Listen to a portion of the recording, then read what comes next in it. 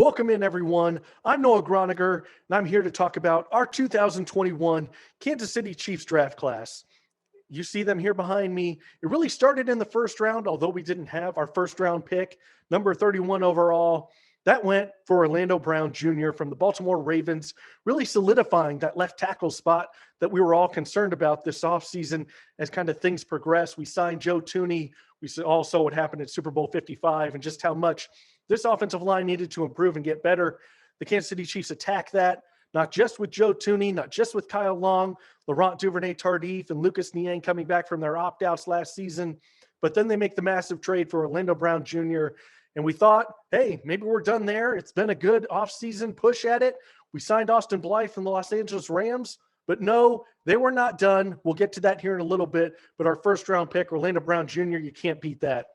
So, starting in the second round at pick 58, the Kansas City Chiefs went with Nick Bolton out of the University of Missouri. Love this pick. Yes, I wanted a receiver. Terrace Marshall Jr. was sitting there. Went a pick later to the Panthers. That would have been nice as well. But, man, we've all had our problems and troubles with Anthony Hitchens out there. We got Willie Gay last year to pair him with Nick Bolton this year.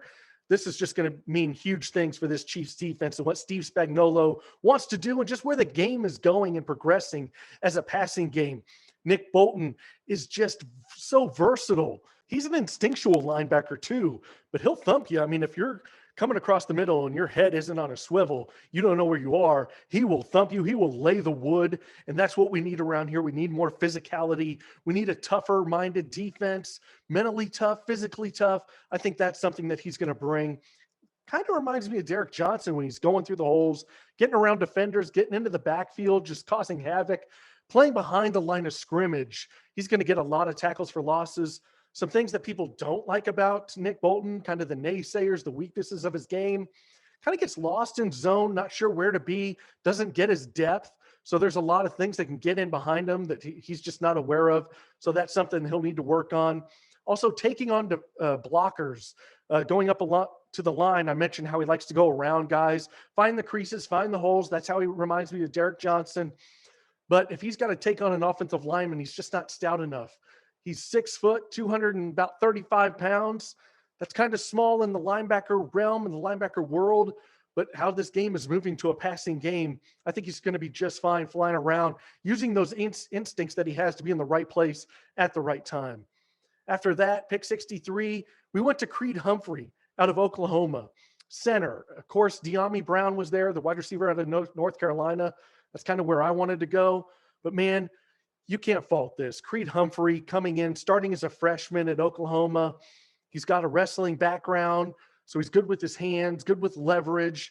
And, man, he was a captain calling out the plays, getting everyone lined up, situated, letting them know where they need to be. They're sliding left. Where's the protection going right on this play?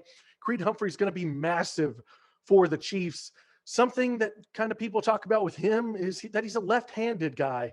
He snaps the ball left-handed. That's going to be something different for Patrick to get used to. That's going to be something he struggles with shotgun snaps, I'm told. So that's going to be something that we're going to need to watch and keep an eye on. I think it's not going to be a big deal. He's going to be able to handle it. They're going to get it taken care of, whatever the issue is.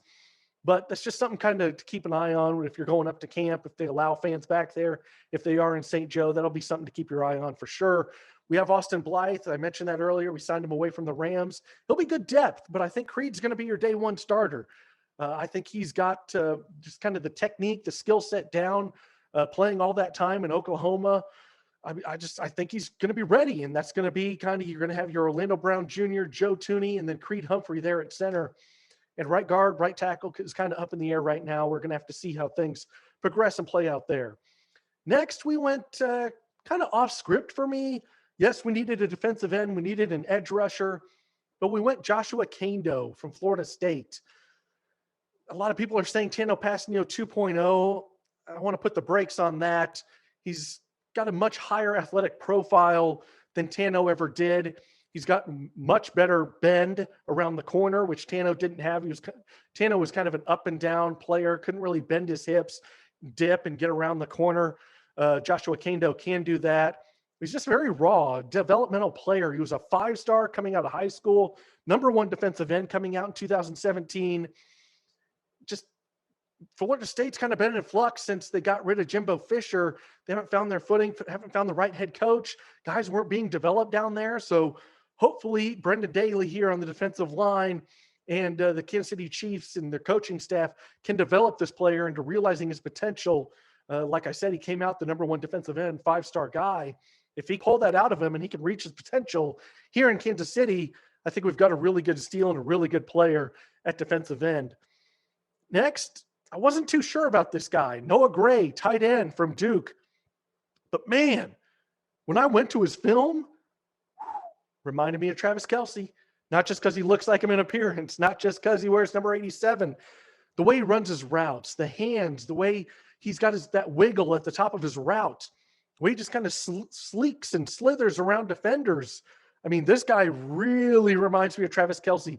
I challenge you, go look at his highlights, go to YouTube, type in Noah Gray, Duke 2020 highlights, and you'll see what I'm seeing. This guy just has Travis Kelce written all over him. Is he going to be that? I don't know.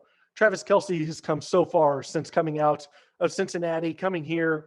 He was injured. He was immature, but he's grown. He's become a leader and, of course, the best tight end in the National Football League. Maybe at the end of his career, maybe already, we're saying best tight end in the history of the National Football League.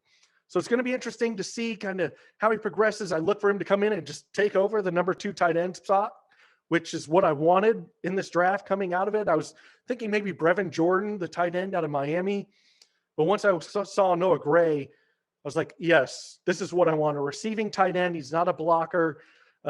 He's kind of a slight build. I could see him in the H-back role, kind of playing a little bit of fullback, trying to get a defense to come out in their base defense and then motion him out, get him on a linebacker. That's kind of where I see him early on. And maybe this means no Nick Keizer. Maybe it means Travis Kelce, Noah Gray, and Blake Bell. And I'd be good with that. As long as the number 2 tight end, because if Travis Kelce gets injured, God forbid, and goes down, you can't have Blake Bell and Nick Keizer as your starting tight end. You just can't do it. They offer nothing out there. Blake Bell is a good inline blocker. He can catch a pass here and there if need be, if teams leave him open because they're like, it's Blake Bell, forget it. Noah Gray is a weapon. He's someone that you have to respect and be accountable to. You can't just leave him open or say not worry about him. That's someone that you're going to have your eye on. You're going to be like, no, he's a threat in the passing game. Mahomes can find anybody out here. He can get the ball at any angle. Even if he's on the left side of the field, he can get it back to the right. So Noah Gray, I look for big things out of him. Even in his rookie year, I know it's tough coming in. We're going to mention this again with our next pick, but learning Andy Reid's offense, how much can you digest and learn and master early on in your rookie season? That's going to tell how much you're going to get on the field and play and how many number of snaps you're going to get. So that brings me to our next pick that I'm maybe the most excited about in this draft, and that's our receiver from Clemson, Cornell Powell. Came out. He's going to be number 14. So we replaced Sammy Watkins with a receiver from Clemson who's going to be number 14. So some big shoes to fill when Sammy was on the field. Wasn't often, but when he was a productive, good player, especially in the playoffs, the Super Bowl against the 49ers, beating Sherman for a big catch, leading to our Super Bowl 54 victory. Thank you. Thank you. So what do I like about Cornell Powell?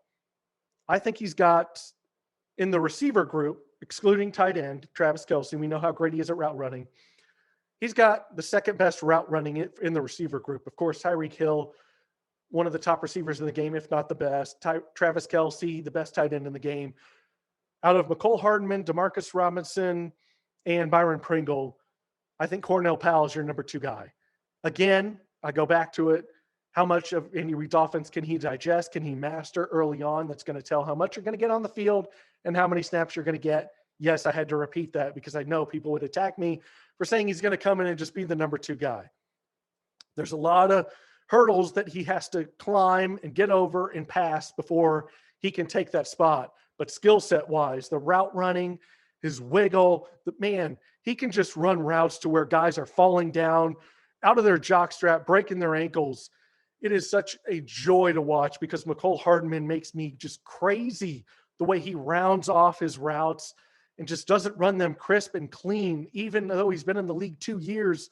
Hopefully that's something he's been working on and develops in his 3rd year. We're going to need something big out of him. but Cornell Powell can locate the football, unlike any of the other guys, Sands, Travis Kelce, and Tyreek Hill. I'm kind of putting him in this group with Mecole Hardman, Demarcus Robinson, and Byron Pringle. I think he's just got much more skills and talent and technique that he's mastered over any of those guys. So I really have big things in store for him and mind for him in this 2021 season. So that's the guy I'm going to be keeping my eye on for sure in this kind of lead up in OTAs, mini camps, and training camp, however much we get of those, that we do of those. I know a lot of teams like the Seahawks and Broncos and several others, because the NFLPA is urging guys to kind of opt out of the mini camps and OTAs and the mandatory stuff. And some teams have, the Chiefs haven't yet. So hopefully those guys can get that work in this for offseason programs. Our last pick of the 2021 NFL draft was Trey Smith, the guard out of Tennessee.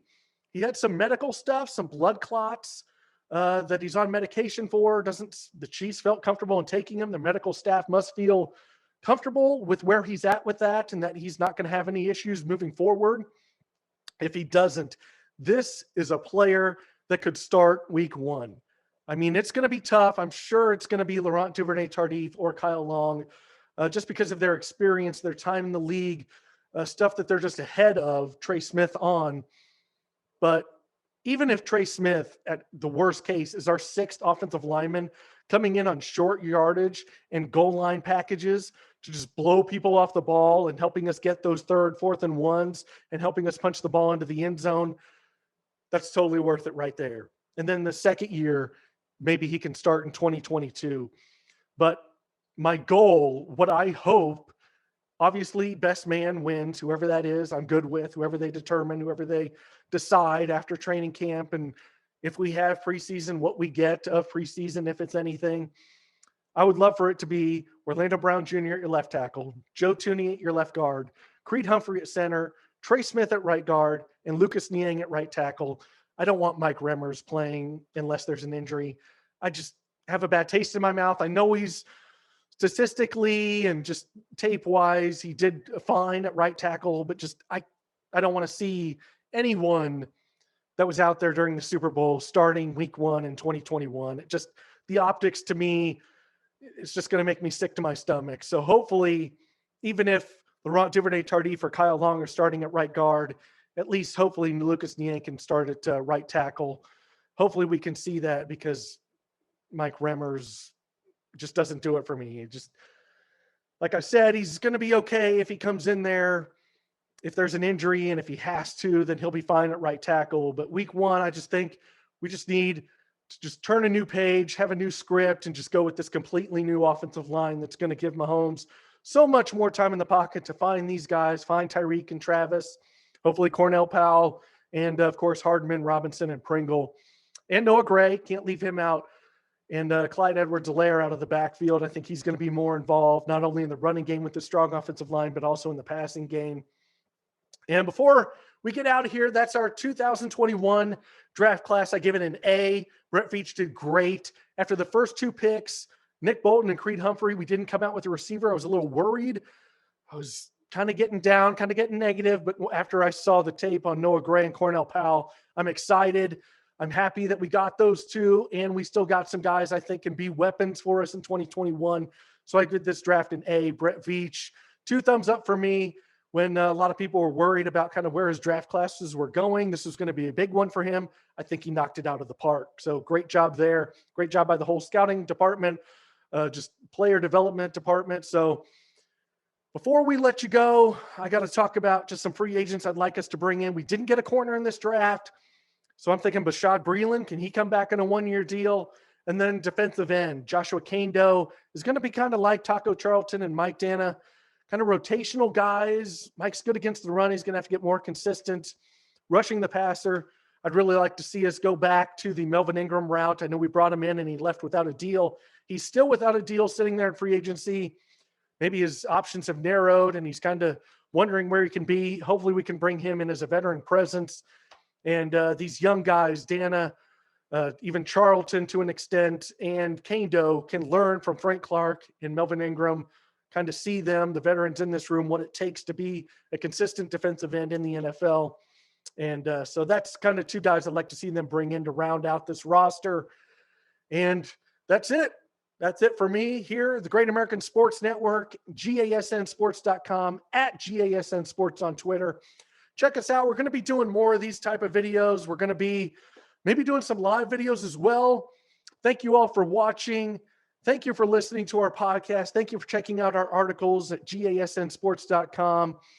And man, Patrick Mahomes fans by GASN Sports, 142,000 strong. We can't thank you all enough for making that the #1 Chiefs group on Facebook, #3 NFL related group on Facebook. So man, big things ahead, big things in store for us here at the Great American Sports Network. For all of Chiefs Kingdom, again, I thank you. Great draft, Brett. And we'll be looking for big things ahead in 2021 with the Chiefs Kingdom. Go Chiefs!